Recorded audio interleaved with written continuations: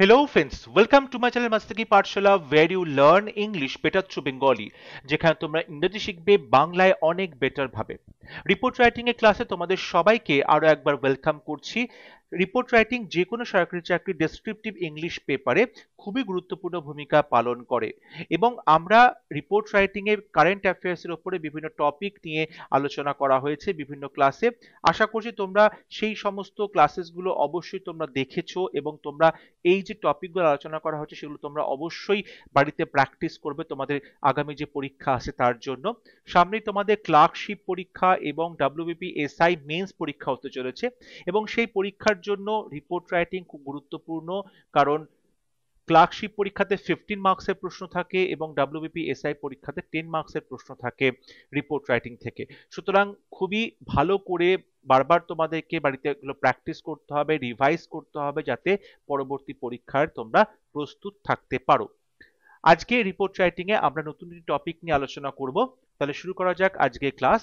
Write a report on flood and landslide situation in north, sorry এখানে north Bengal হবে, extremely sorry, north Bengal অর্থাৎ আমাদের যে পশ্চিমবঙ্গের উত্তর দিক রয়েছে অর্থাৎ দার্জিলিং বলতে পারো বা তুমি বলতে পারো শিলিগুড়ি, জলপাইগুড়ি, এই সমস্ত এলাকাগুলোতে আমরা দেখতে পেয়েছি এক সপ্তাহ ধরে ফ্লাড এবং ল্যান্ডস্লাইড সিচুয়েশন তৈরি হয়েছে। হঠাৎ করেই সেখানে ল্যান্ডস্লাইড হয়েছে, বিভিন্ন জায়গাতে ফ্লাড হয়েছে, প্রচুর টুরিস্ট বিভিন্ন জায়গাতে আটকে পড়েছে, ব্রিজ ভেঙে গেছে, রাস্তা ভেঙে গেছে এবং সাধারণ লোকজন বা সেখানকার স্থানীয় লোকজনদের ভীষণভাবে অসুবিধার মধ্যে দিন কাটাতে হচ্ছে। সো এই যে ফ্লাড এবং ল্যান্ডস্লাইড সিচুয়েশনটা হলো নর্থ বেঙ্গলে, সেটা নিয়েই আজকে রিপোর্ট রাইটিংটা আমরা লেখাবো এবং আশা করব এই ধরনের যে টপিক সেগুলো তোমরা অবশ্যই প্রস্তুত রাখবে তোমাদের পরীক্ষার জন্য। দেখো ডাব্লিউবিপি যে এসআই পরীক্ষা রয়েছে কিংবা ক্লার্কশিপ পরীক্ষা রয়েছে, পিএসসি ক্লার্কশিপ, সেখানে তোমাদের ওয়ার্ড লিমিটটা যেহেতু খুবই কম থাকে, তাই তোমাদের সেইটুকু ওয়ার্ড লিমিটের মধ্যে পুরো ঘটনাটা গুছিয়ে লিখতে হয় এবং সেটা ইম্পর্টেন্ট। তাই জন্য কোনো এক্সট্রা কিছু পয়েন্ট লেখাটা অসুবিধে, কারণ তোমাদের ওয়ার্ড লিমিটটা ক্রস করে যাবে। যেমন ধরো এই যে বারবার ফ্লাড হচ্ছে, ল্যান্ডস্লাইড হচ্ছে, এই সিচুয়েশনটার জন্য কোন জিনিসটা দায়ী, কেন পাহাড়ে, সেটা নর্থ বেঙ্গল বলো, নর্থ ইন্ডিয়া বলো, কেন বারবার একই ঘটনা ঘটছে, এই ধরনের কিন্তু আমরা লেখা রিপোর্টে লিখতে পারি। অনেকটা এডিটোরিয়াল রিপোর্ট হয়ে যাবে যে কারণগুলো বিশ্লেষণ করে লেখা হচ্ছে। বাট তোমাদের পরীক্ষাতে যেহেতু সময়টা কম থাকে, ওয়ার্ড লিমিটটা কম থাকে, এই ধরনের স্কোপ তোমরা কিন্তু পাবে না। তোমরা শুধু ঘটনাটা যেমন ঘটেছে সেই রিপোর্টটাই লিখবে। এখানে হেডিং দেওয়া হয়েছে north Bengal floods, death toll rises to 40। North Bengal বন্যা এবং সেখানে মৃতের সংখ্যা বেড়ে দাঁড়িয়েছে 40। সেখানে মৃতের সংখ্যা বেড়ে দাঁড়িয়েছে 40। দার্জিলিং অক্টোবর 6, 2025। রিপোর্টটা লেখা হচ্ছে দার্জিলিং থেকে, October 6, 2025। Heavy rainfall triggered devastating landslides and floods across North Bengal, claiming at least 40 lives on 4th and 5th October 2025। বলা হচ্ছে হেভি রেইনফল ট্রিগার্ড, মানে ভারী বর্ষণ ট্রিগার করেছিল। ট্রিগার করেছিল মানে সেটাকে ত্বরান্বিত করিয়েছিল, সেটাকে আরো বেশি বাড়িয়ে দিয়েছিল। দেখো আমরা যখন রিপোর্টটা লিখব পরীক্ষাতে তখন কিন্তু ঘটনাটা ঘটে গেছে, তাই ঘটনাটা লেখার সময় আমাদেরকে সিম্পল পাস্ট টেন্সেই লিখতে হবে। কারণ যখন তোমরা রিপোর্টটা লিখবে ততদিনে কিন্তু ঘটনাটা ঘটে গেছে, তাই এটা তখন পাস্টের ঘটনা হয়ে যাবে এবং তখন তোমরা সিম্পল পাস্ট টেন্সেই রিপোর্টটা লিখবে।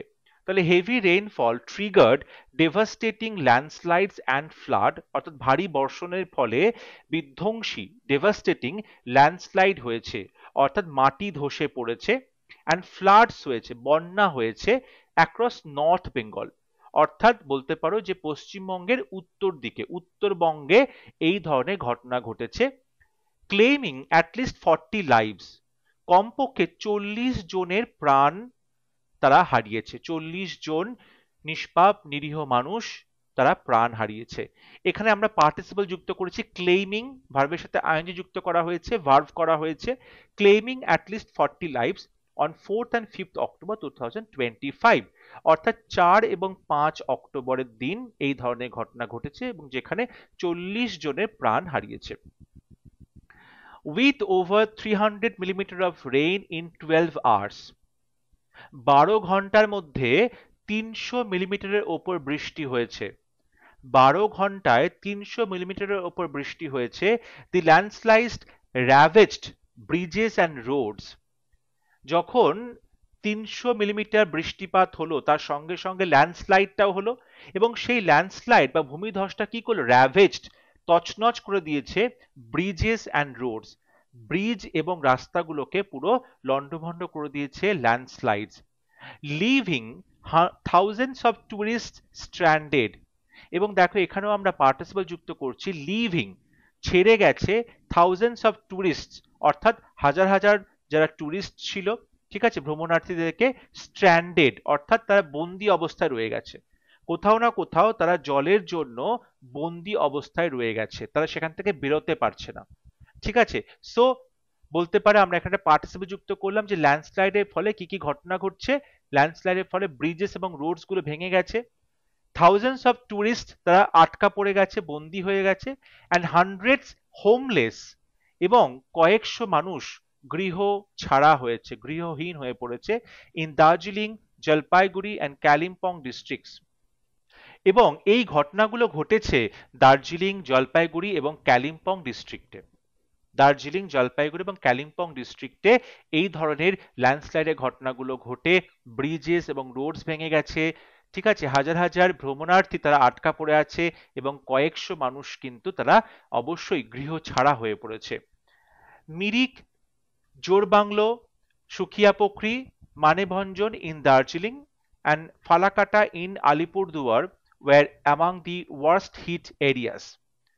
এবং আমরা দেখতে পাচ্ছি যে দার্জিলিং এর মধ্যে মিরিক আছে, জোরবাংলো আছে, সুখিয়াপোখরি আছে, মানেভঞ্জন আছে এবং আলিপুরদুয়ারে ফালাকাটা, এই সমস্ত জায়গাগুলো কিন্তু ওয়ার অ্যামাং দি ওয়ার্স্ট হিট এরিয়াস, অর্থাৎ যে এরিয়াগুলো খুব বাজেভাবে ক্ষতিগ্রস্ত হয়েছে তাদের মধ্যে কিন্তু দার্জিলিং এর এই জায়গাগুলো আছে এবং আলিপুরদুয়ারে ফালাকাটা জায়গাটা রয়েছে।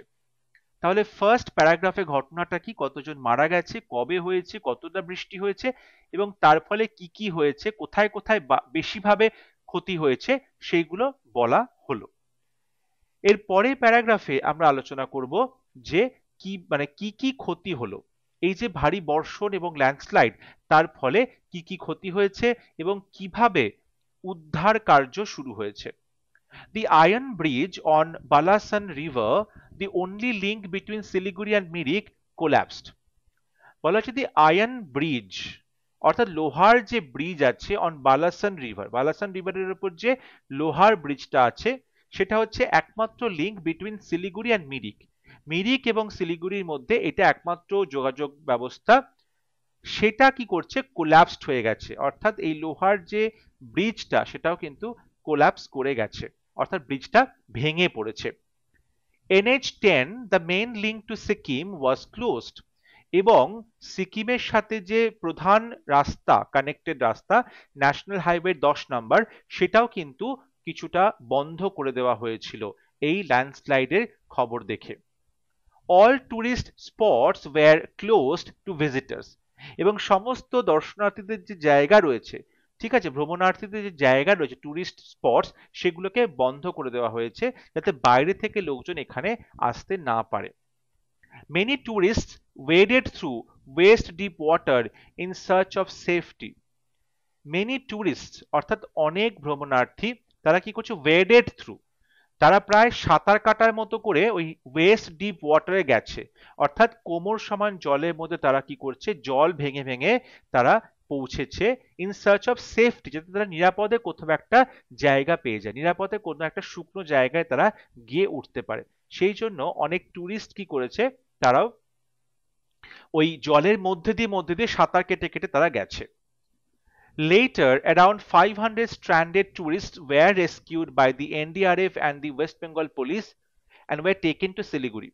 Later, around 500 stranded tourists, অর্থাৎ প্রায় 500-র উপরে টুরিস্ট যারা আটকা পড়েছিল, were rescued, তাদেরকে উদ্ধার করা হয়েছে by the NDRF, by the NDR national disaster relief ফোর্সের যে টিমস তাদের দ্বারা প্রায় 500-র বেশি যে টুরিস্ট ছিল তাদেরকে উদ্ধার করা হয়েছে, অ্যান্ড সঙ্গে দ্য ওয়েস্ট বেঙ্গল পুলিশও ছিল, and were taking to Siliguri. এবং তারপরেই 500-র বেশি যে লোকজন আটকা পড়ে গেছিল তাদেরকে নিয়ে যাওয়া হয়েছে শিলিগুড়িতে, ওয়ার টেকেন টু শিলিগুড়ি। এখানে সাবজেক্ট হচ্ছে 500 স্ট্যান্ডার্ড টুরিস্ট, এবং তারপরে এখানে অ্যান্ডের পরে ওয়্যার টেকেন, অর্থাৎ এই সাবজেক্টের জন্য এই মেইন ভার্বটা এসেছে, ওয়্যার টেকেন টু শিলিগুড়ি। এটাও আমরা কিন্তু প্যাসিভ ভয়েসেই করা হলো। এবং লাস্ট প্যারাগ্রাফে আমরা দেখব যে প্রশাসনের তরফ থেকে কি কি ব্যবস্থা নেওয়া হয়েছে। CM Mamata Banerjee travel to north Bengal and inspected relief and rescue operations.